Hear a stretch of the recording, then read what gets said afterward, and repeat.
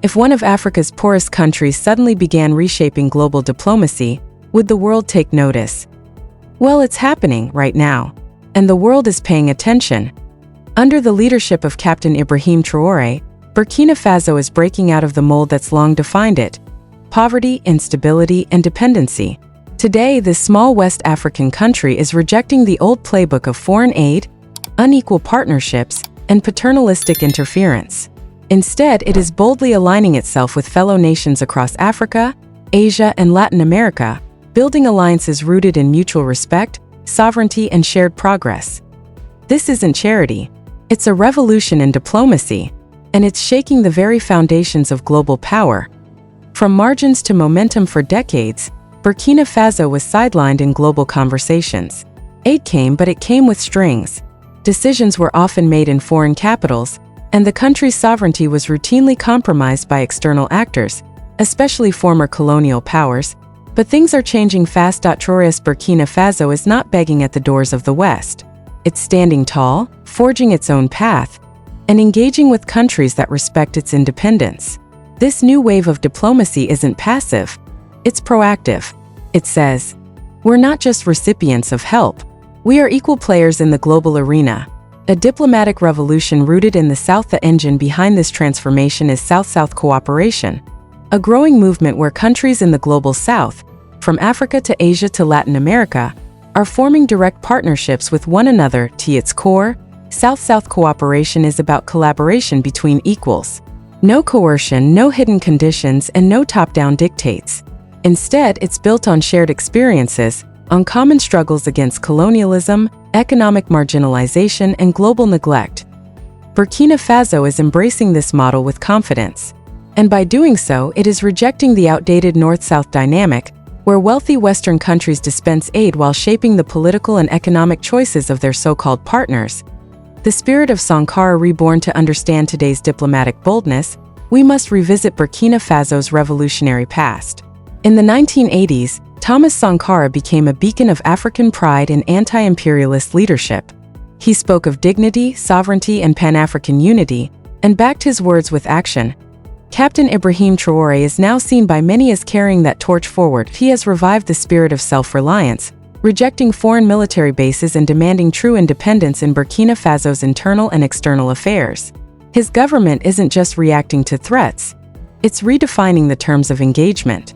Under Traoré, Burkina Faso is not merely surviving, it's asserting itself, reclaiming its voice, and inspiring others to do the same. Breaking the chains of neo-colonialism. One of the clearest signs of Burkina Faso's transformation has been its deliberate break from neo-colonial influence, especially France. For decades, France maintained a stronghold over many of its former colonies in West Africa, influencing everything from military operations to monetary policy. But Burkina Faso has had enough. Foreign troops have been told to leave. Western-dominated institutions are being challenged, and new partnerships are being sought, not from the traditional powers, but from countries that offer respect, not control. The message is loud and clear. Burkina Faso will no longer be a puppet in anyone's playbook. Building a new network of equal partners. This bold stance isn't happening in isolation. Let's look at some of the key countries Burkina Faso is now partnering with, and why these relationships matter. India. Burkina Faso and India's relationship dates back nearly 5 decades, but today it's more relevant than ever. The two nations share colonial legacies and a commitment to grassroots development. India has supported Burkina Faso with solar electrification in rural areas, ICT education, and scholarships that empower the next generation.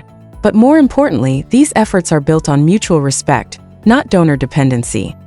This is South-South cooperation at its finest.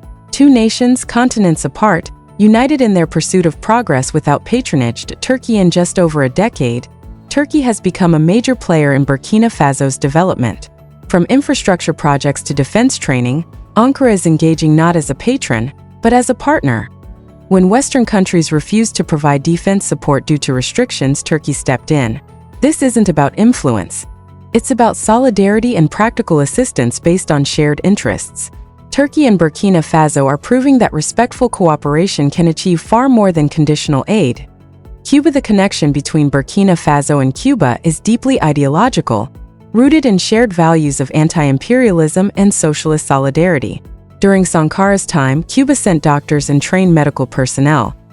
Today, that relationship is being revived, focused on healthcare, biotechnology, and education. It's not driven by profit, but by principle. This is diplomacy built on trust and shared dreams, not transactions. Gabon and Burkina Faso share not just language and history, but a desire to free themselves from France's lingering grip. Through regional bodies like the Economic Community of Central African States, they are cooperating on security, trade, and climate resilience. It's another example of African-led solutions to African challenges, without interference. Equatorial Guinea, though often overlooked, Equatorial Guinea is an important partner for Burkina Faso. Rich in oil and politically assertive, it offers an example of how to use resources for national sovereignty. Burkina Faso is tapping into this model, forming strategic alliances in energy and infrastructure. These ties show that African countries can look to each other, not just to the West, for guidance, opportunity, and growth. Sierra Leone. Both Burkina Faso and Sierra Leone have endured war, coups, and foreign meddling.